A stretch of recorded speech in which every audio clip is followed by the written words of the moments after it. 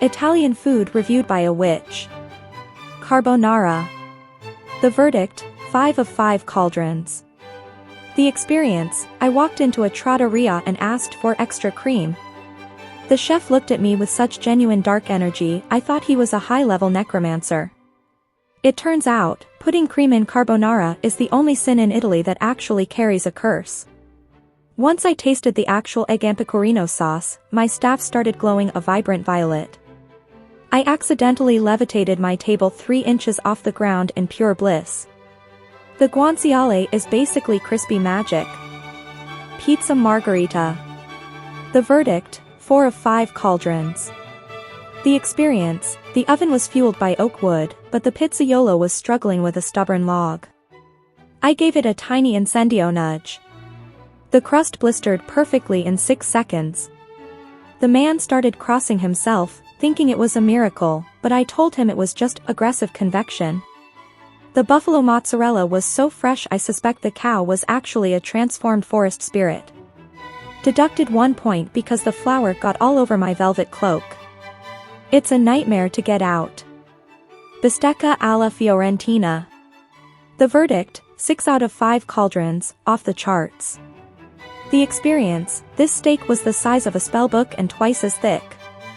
I tried to use a size alteration spell to make it fit in my stomach, but the steak resisted. Apparently, high-quality Chianina beef has its own natural magic resistance. I ate the whole thing anyway. I haven't been this full since the Great Gingerbread House incident of '92. I had to fly back to the hotel horizontally because my center of gravity was so skewed. Risotto alla Milanese. The verdict, 3 of 5 cauldrons. The experience, it's bright yellow. I spent the first 10 minutes trying to figure out if it was made of pulverized gold or dragon bile. It turns out it's just saffron.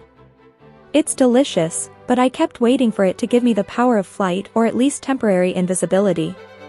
It did neither, though it did make my breath smell like a high-end herb garden. Nice, but lacked zip, and by zip, I mean elemental properties. Gelato al pistachio. The verdict, infinity/5 cauldrons. The experience, I had a brain freeze so intense I accidentally cast a localized blizzard over the island of Sicily. For 3 minutes, it hailed sprinkles. The locals didn't even mind, they just grabbed bowls. This gelato is the only thing more powerful than my darkest hex.